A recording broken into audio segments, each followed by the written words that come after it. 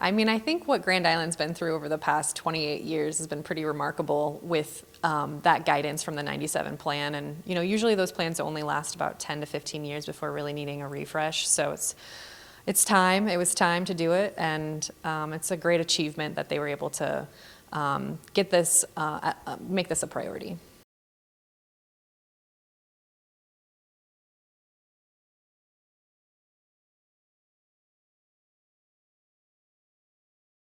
It was remarkable. I'm not going to lie. We had the line out the door at the library, which I felt almost bad about because it was like trying to get them in as fast as we could, which is a good problem to have. And it's apparent that the community here is so involved with Grand Island. I mean, they're passionate about their community, and that's an unusual trait sometimes. So it was refreshing to see, and it was exciting to see that people wanted to be a part of the vision plan and set the next, 10 years of the future.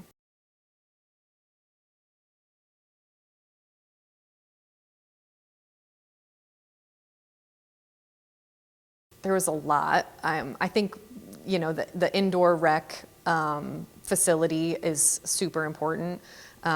People needing that kind of all year round facility that's for the community was really important. We heard a lot about pickleball. Pickleball was out with the force that night, so we did hear a lot about that, and it's a popular trend right now, so that makes sense. But I certainly think, that indoor recreation complex was a big takeaway from that, and just that Grand Island wants more. They want more, better quality green spaces that they can be outside in and be cared for.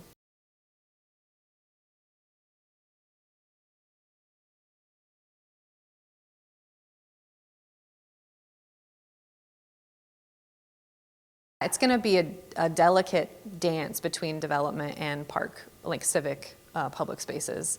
It's not unusual that it hasn't grown to the east, the west, because there is the 281 highway, which is a pretty big barrier to jump, and so it's going to make park growth and trail growth even more imperative to be connected and have parks out there, just because it is even a little more isolated from the Grand Island core.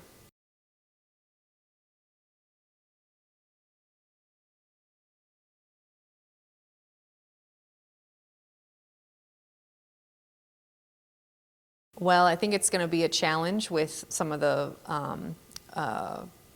implications that City Council is being faced with right now with, tightening the belt, but certainly being mindful of growth of the park system and growth of staff and growth of dollars.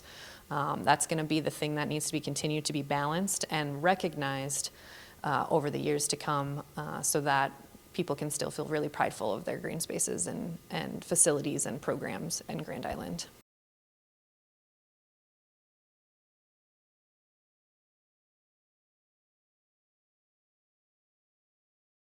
The implementation matrix has a lot of recommendations of priorities, and those priorities are ranked from low, medium, and high, and short-term, mid-term, and long-term.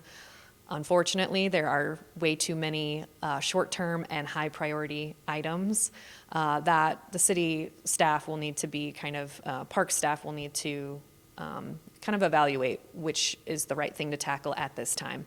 But it will serve as a roadmap for them over the next 10 years.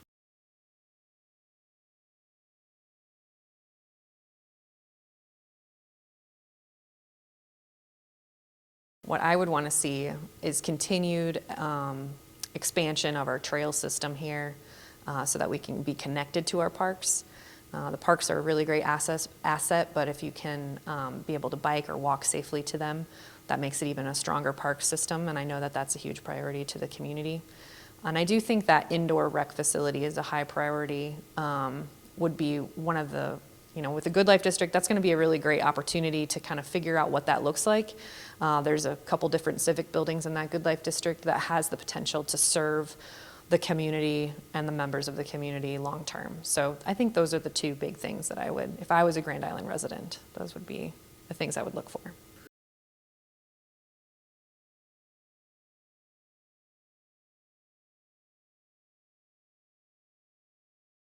I think there's definitely room for improvement.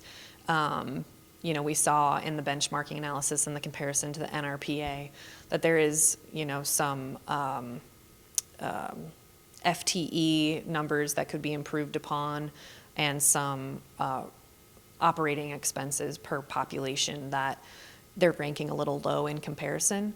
So there is room for improvement, but I would say that at large, the Grand Island community is super proud of this space, and that to me is a separator.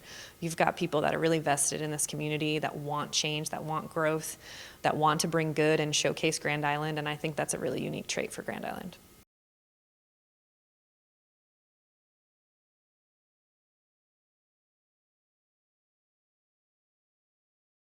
I guess I would just encourage everyone to stay involved in the Parks and Rec. If you don't know anything about it, just continue to ask questions.